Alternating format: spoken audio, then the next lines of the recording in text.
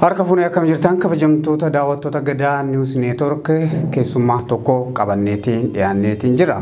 Keessummaan keenya har'aa ogeessa seeraati.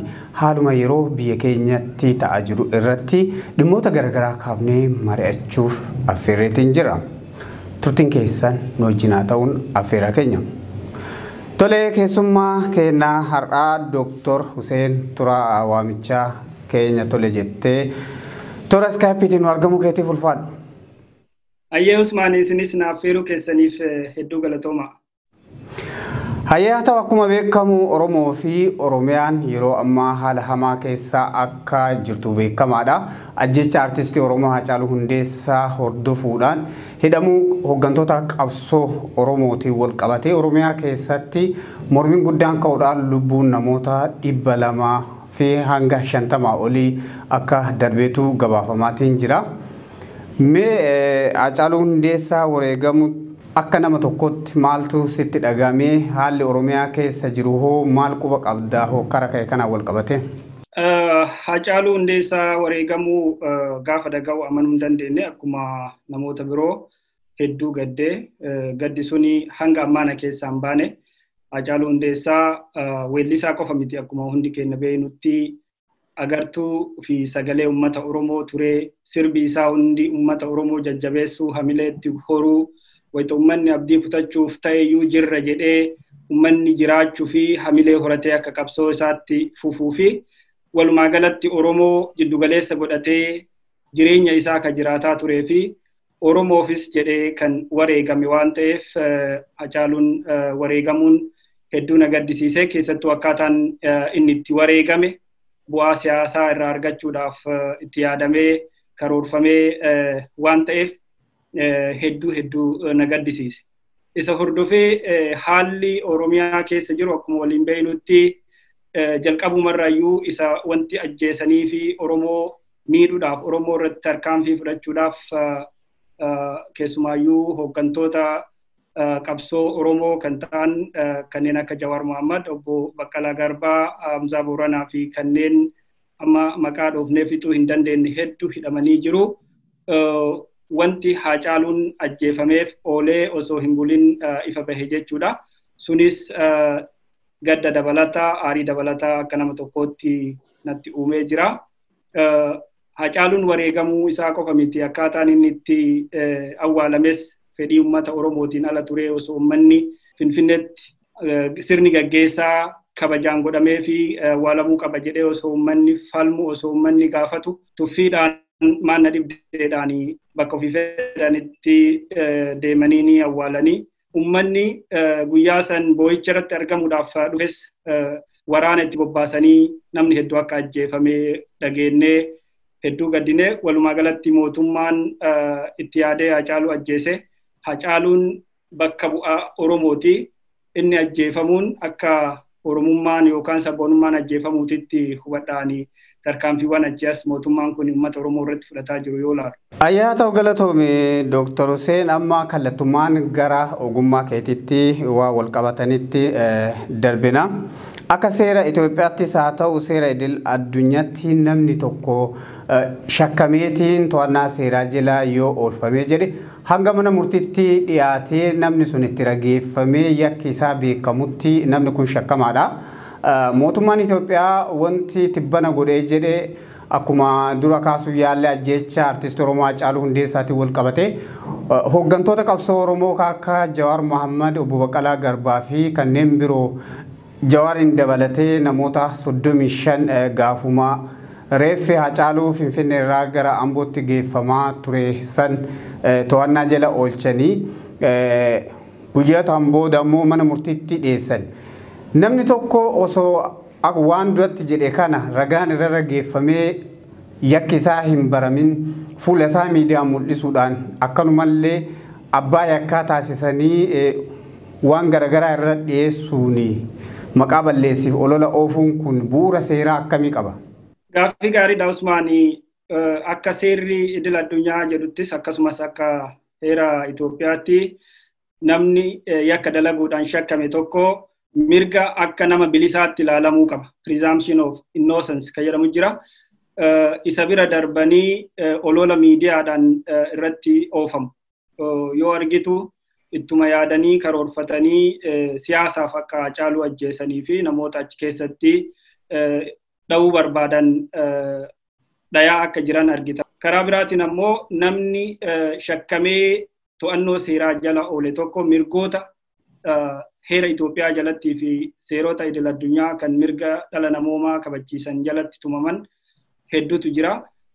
Mirgoonni sunniin kabajamuu fi qabu jechuudha. Fakkeenyaaf the right to remain silent, dubbachuu dhiisuu, mirga abokaatoo argachuu, mirga maatii fi namoota isaan dubbisuu barbaadaniin daawwatamuu, akkasumas haala gaariin qabamuu jechuudha. Mana sirreessaa yookaan mana hidhaa sanitti mirgi namoomaa guutamee nyaata gahaa argatanii, akka bultii gahaa argatanii bakka akka gaariitti akka qabamanidha seerri kan tumu.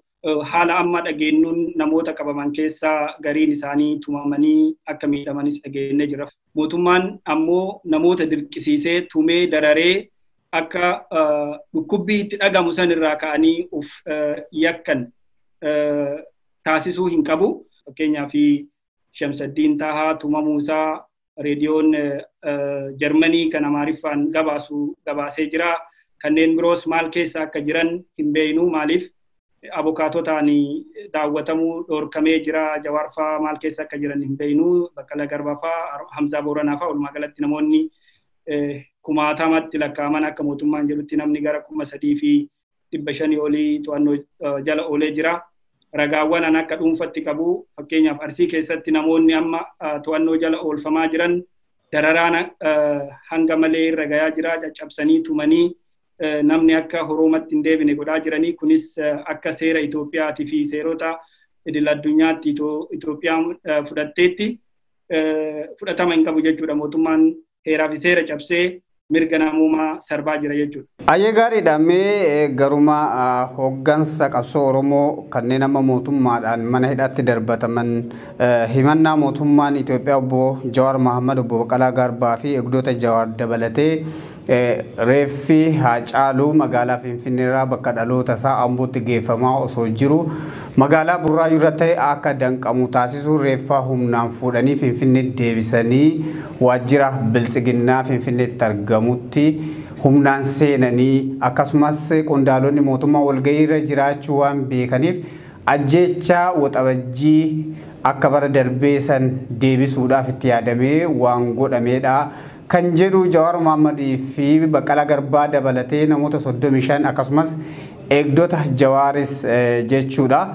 Mootummaan akka himannaa baneetti eegdonni Jawaar meeshaalee waraanaa guutuu hidhatanii akka jiranii fi raadiyoo qunnamtiis hedduu akka harkaa qaban waajjirri yookiin abbaa alangaa federaalaa ibsa kennaniin meeshaaleen kunniin harka qabameetiin qoratamaa jira. Humna waajjira san seenanii eegduu waajjira sanii kan ture poolisa tokko irratti namoonni Jawaar wajjin jiran dhukaasuudhaan lubbuun poolisii tokko darbeera ka jedhudha. Himannaan isaan qindeessanii ibsa kennaatiin turanii waajjirri abbaa alangaa federaalaa adde Adaanech Abeebees dabalatee akkanumallee qondaalonni poolisii federaalaa fi kan naannoo waliin ta'uun ibsa waloo kennaatiin turan. Dhimmichi kun silaa akka ajjeechaan waxabajjii sun qindeeffamee Finfinnee keessa eegalee Finfinnee keessatti dhumuuf jedhee muummichi ministeeras ibsanii turan sanitti eega dura itti yaadamee akka jiru tekni biyyattii odeessa kana qabaatee jedhe akkamitti guyyaa kanaan walirra bu'uu danda'e. Haalli kunoo shiran fakkaatu ija seeraati yoo ilaallamu himannaan Jawaar irratti haala kanaan Baqqalaa Garbaa fi waayillaan isaanii irratti baname kan akkamitti ilaalta? Kuni waan nama shakkisiisu miti. Shira himannaa sobaatu irratti banamaa jira. Ka'umsi maddi himannaa sanii immoo Jawaarii fi hooggantoonni siyaasaa Oromoo yakka dalaganii osoo hin taane mootummaan sababa ilaalcha siyaasaa isaaniitiif sababa isaan mootummaa kana qeeqaniif mormaniif qofa haaloo bahuudhaaf jecha shiraan sobaan yakkuuf yaalaa akka jiru argina. Fakkeenyaaf waan isaan jedhan keessaa haalaallu. Gaafa san Jawaar Muhammad fa'aa akkuma nama kamiitittuu Hacaaluun Finfinneetti awwaalamuu qabaa, Amboon deemuu hin qabu jedhanii qeerroo fi uummata wajjin ta'anii akka gara Finfinneetti deebi'u godhanii turanii. Yeroo sanis odeeffannoon argame akka agarsiisutti bulchiinsi mootummaa naannoo Oromiyaa obbo Shimallis Abdiisaa fi kantiibaan magaalaa Finfinnee Injiinar Taakkalaa Uumaa itti bilbilanii reeffa fidaati koottaa nullee kanuma irratti mari'ataa jirra, Finfinneetti akka awwaalamu barbaanna jedhanii akka waamanii fi boodarra Jawaar Faati sababu kanaaf bakka isaan itti walga'iif ta'anii isaan eegan sanatti akka dhufanidha odeeffannoon argame. Sana booda eega isaan dhufanii booda durumayyuu shira kana xaxanii itti yaadaniiti jennee jirra. Ajjechaan Hacaaluu ajjechaa akkanumatti tasa ta'ee miti itti yaadamee karoorfameeti.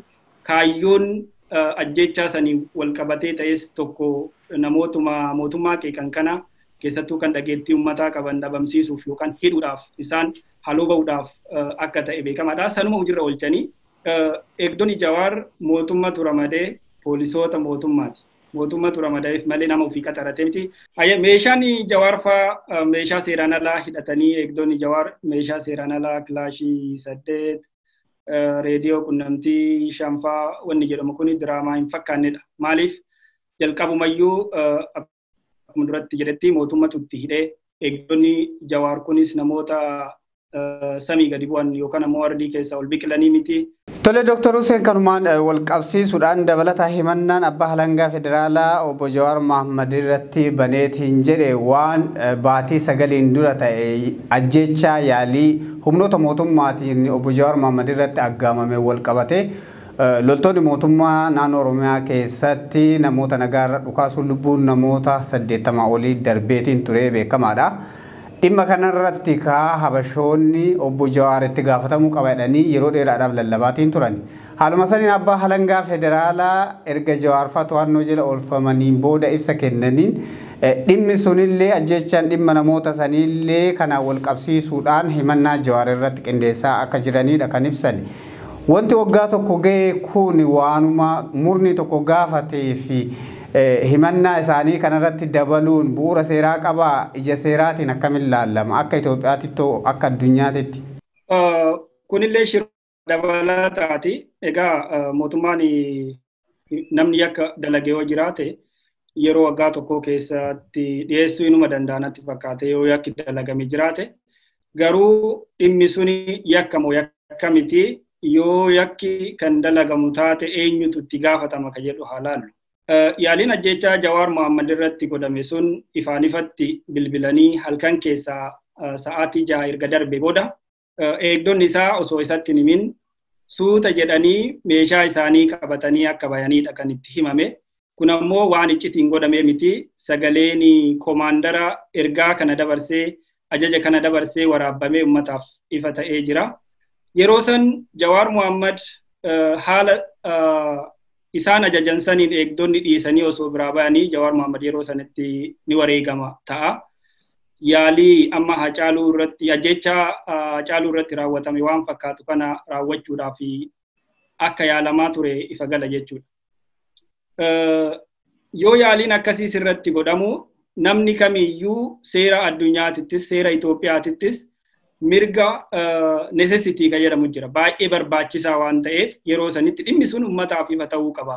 Na dhaqqaba na baraara jedhee osoo Jawaar ka iyyatu iyyuu ta'ee fudhatama qaba jechuudha. Karaa biraatiin ammoo Jawaar eegdota isaa sana fayyadamee humna isa ajjeesuuf dhufe tarkaanfii madaalawaa yoo fudhatee ofirraa ittise self defense ka jennuun kunis fudhatama qaba jechuudha. Namaa ka ajjeese osoo taate. Haa ta'u malee namni yaaliin ajjechaa osoo irratti geggeeffamu calliftee du'uu qabda seerri jedhu hin jiru. Jawaaris wanni godhe yaaliin ajjechaa haa ta'u waan isaatu hin beeku sababa hin beekneen yeroo kanatti eegdonni koo na dhiisanii akka bayan mootummaan ajajaati jira kana ummanni akka beeku jedheet qaamota dhimmi ilaallatuu fi kan dabarse Jawaar jechuudha yeroo sana. So kuni ija seeraatiin yakka osoo hin taane mirga jechuudha. Namni kamiyyuu rakkoon akkasii eminent ka ta'e rakkoon hamaan lubbuu isaa irratti qaama isaa irratti nageenya isaa irratti yoo dhufe qaama dhimmi ilaallatuuf haa ta'u tarkaanfii barbaachisaa ta'e fudhachuun mirga nama kamiitiyyuu jechuudha. Lammaffaa immoo namoota 86 yeroo sana ajjeefaman eenyutu ajjeese? Jawaar Mohammadtu waraana itti ramadee ajjeesise moo mootummatu ajjeese moo namatu fi wal ajjeese kan jedhu laaluu dandeenya. Taateen sun erga taate booda ummanni dammaqee Jawaariif birmachuun dhugaadha. Ummanni taatee san balaaleffatee karaa nagayaatiin mormii isaa dhageessifatee manatti galaa osoo jiru qaamonni hidhatan kan eenyu akka hidhachiiseyyuu ifaan hin beekamne Oromiyaa keessatti namoota nagayaa qeerroo ummata keenya hedduu akka galaafatan beekamaadha jechuudha. Hayyaata kanuma wal qabatee taatee yeroo san uumame mootummaan naannoo Oromiyaa pirezidaantiin jechaadha obbo Shimallis Abdiisaas rakkoo uumamtee fi dogoggora jiru akka dhiifamatti gaafatee ture. Eegas dhimma kana qorataniitiin seeratti akka dhiyeessanii fi murtii isaa uummataaf akka beeksisanidha yeroo sanitti ibsamaa akka ture qondaalota mootummaa federaalaatiin.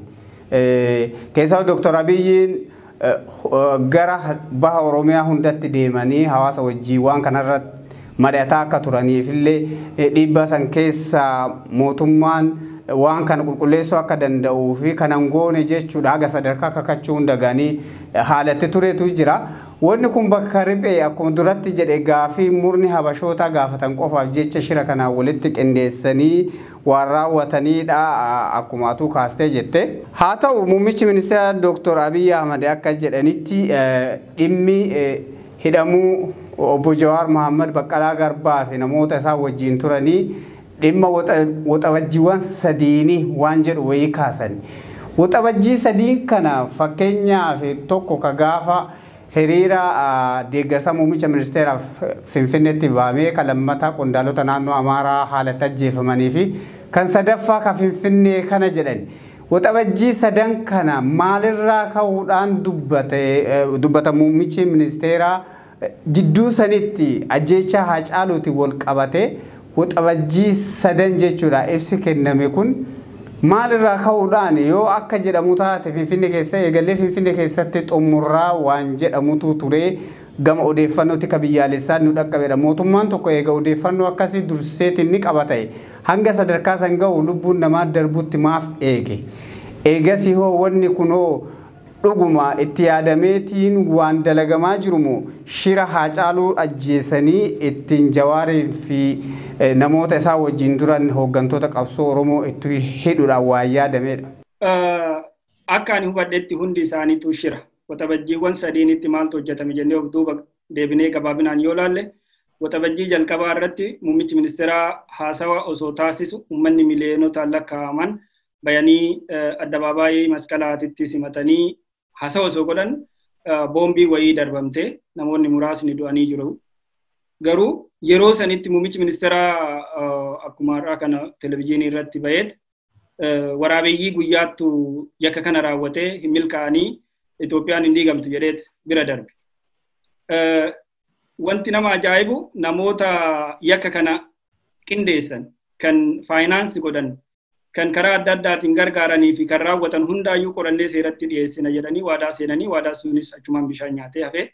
Waxabajjii bara darbee irratti ammoo naannoo Amaaraatti qondaaltota mootummaatu ajjeefame. Namoonni qondaaltota mootummaa ajjeesuun shakkaman yeroo sanitti shakkamanis ni ajjeefamanii. Yakki sunis sirnaan qoratamee namoonni yakka dalagan sun seeratti hin dhiyaanne keessattuu Itaamaayoor Shuumii waraana biyyoolessaa ka ture Saara Mokonnin guyyama sana ajjeefamuun isaanii yaadatama. Dhimmi isaatu lafaa osoo hin ka'in hanga ammaa turee jira. Haati manaa isaa OMN irratti dhiyaattee akka ibsitetti namni dhimma kana lafaa kaase iyyuu akka hin jirree fi guyyaa tokkos daddachatti waamamtee dhimma sana namni laalee poolisiin laalee yookaan abbaan alangaa laalee akka hin jirree dubbattee jirti. Kunis ka waxabajjii baranaallee sanumaan waan wal fakkaatudha. Waxabajjii eeganii akka dalagu.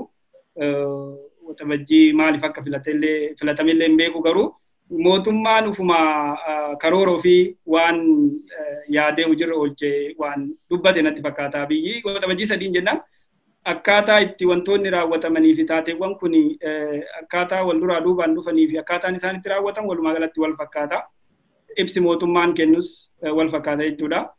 Maaliif namni tokko yakka dalagee yoo shakkame, dalage jedhame yoo shakkame mootummaan qoratee yakkamtoota seeratti dhiyeessuuf dirqama qaba. Haa ta'u mee mootummaan Itoophiyaa yeroo kanatti silaa dhimmi bilbiltuun ajjeefamuu artistii Oromoo Haacaaluu Hundeessaati.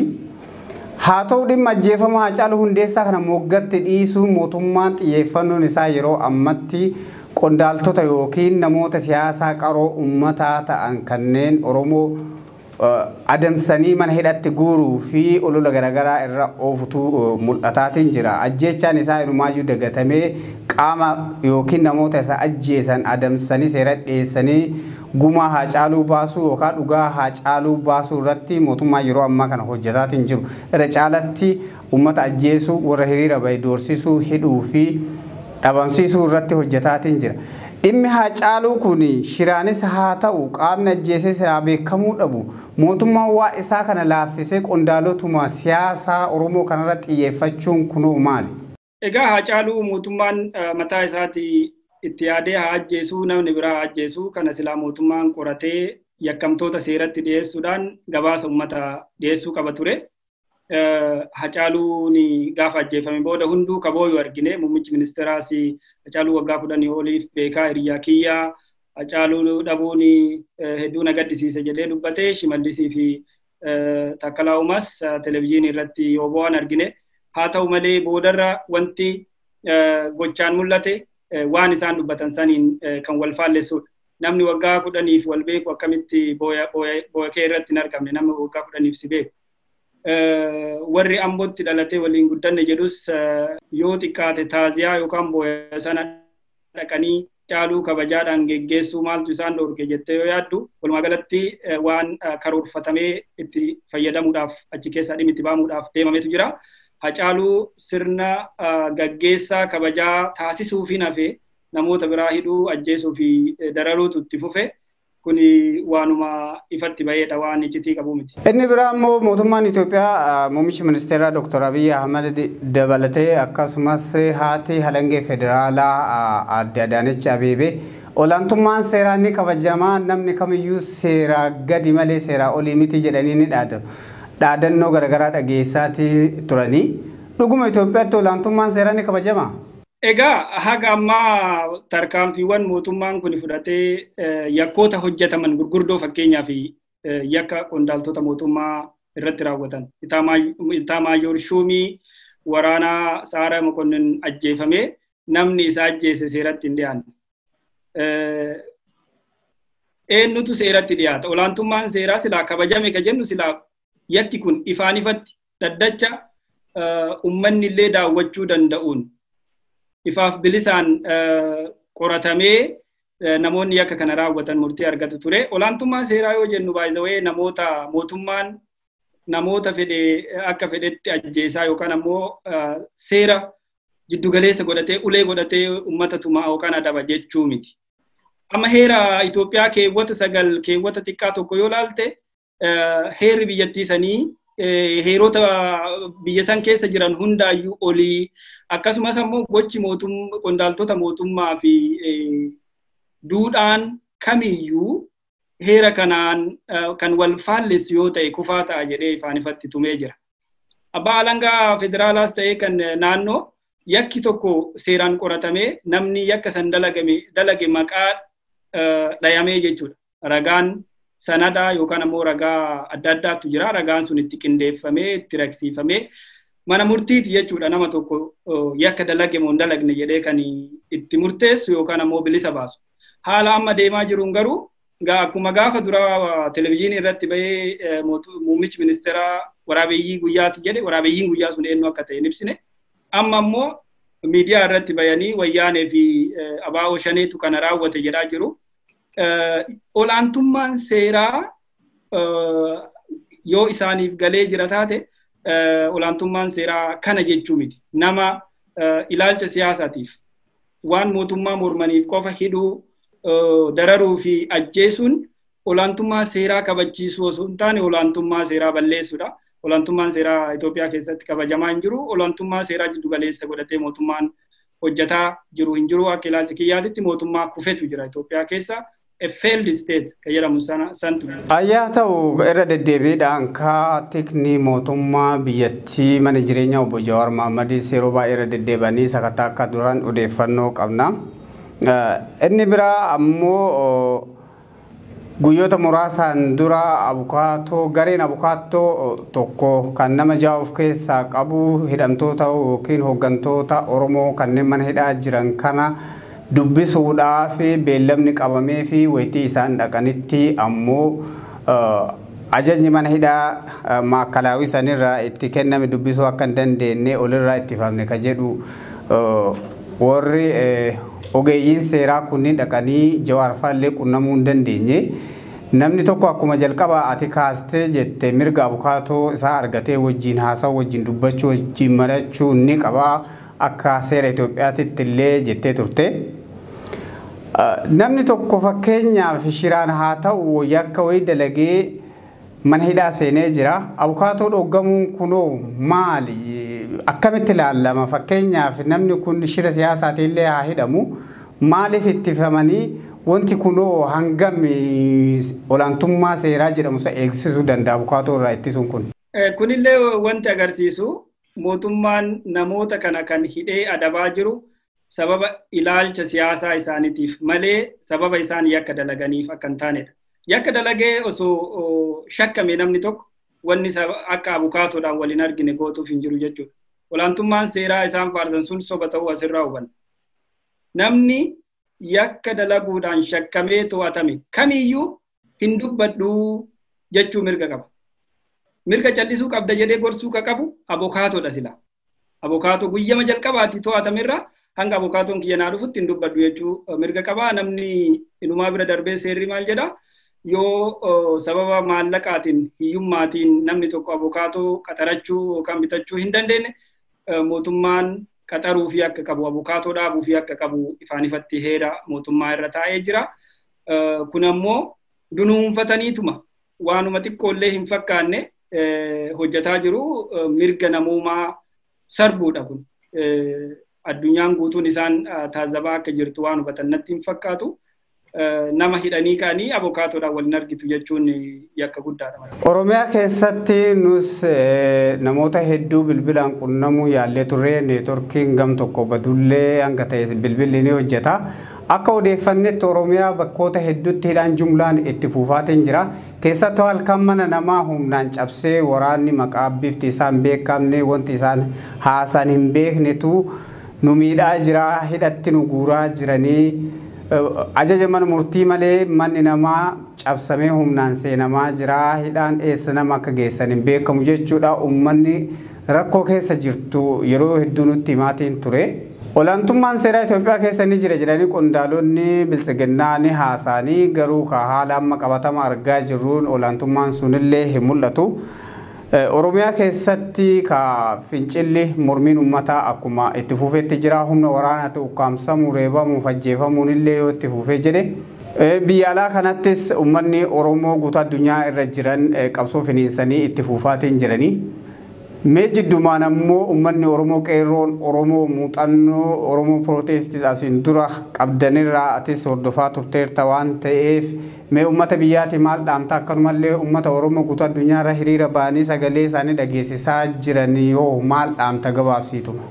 Duraan dursee mootummaan seeraan ala nama hidhuun akkuma duratti jedhee seera cabsuudha olaantummaa seeraa balleessuudha waan ta'eef fudhatama hin qabu. Namni tokko yakka dalagee jedhamee yoo shakkame mootummaan yakka dalagde jedhee osoo ragaa irratti qindeessee mana murtiitti dhiyeessee hin adabsiisin irratti murteessin yakka dalagde jedhee nama tokko irratti murteessuu hin danda'u. Akkuma duratti jedhee namni kamiyyuu shakkamaadha malee yakkamaa ta'uu hin danda'u aga irratti murtaa'utti.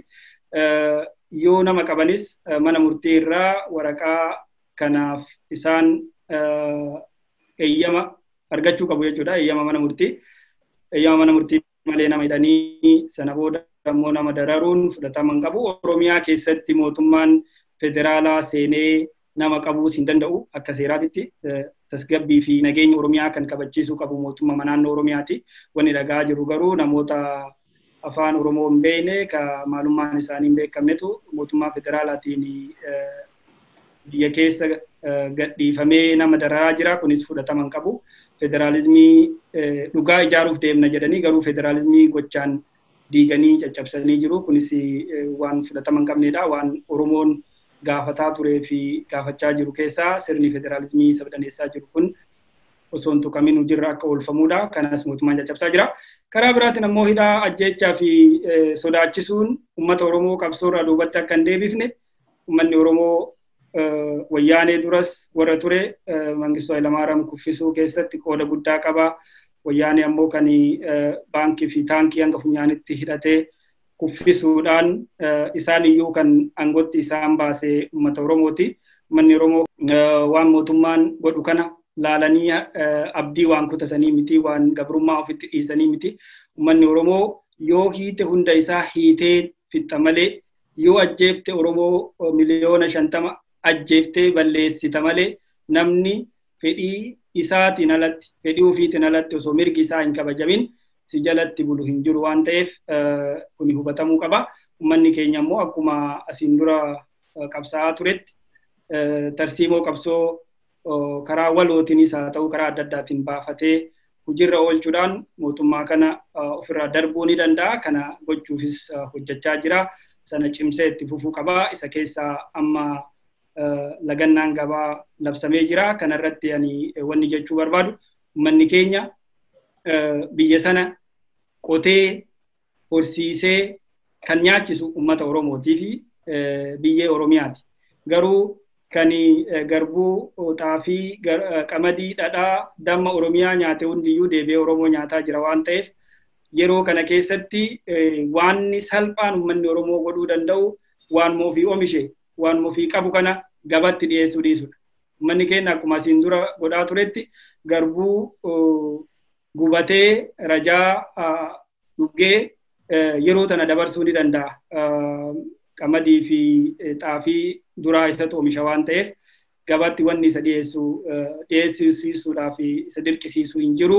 Sooqiddaa fi sukkaara yoo ta'e homaa wanni irraa hafu hin jiru waan ta'eef uummanni keenya waan oomishu manatti hambisuudhaan mootummaan kun yakka ama Oromoo irratti raawwataa jiru kana akka dhaabsisu gochuu qaba. Kan biyya keessaa jabaatee yoo mootummaa kana humnaan dhaabuun hin danda'amne karaa dandeenyu isa duubatti dhaabsisuudhaaf hojjechuu qabna. Lagannaan gabaa kun sirriitti hojiirra ooluu qaba jedhee yaada.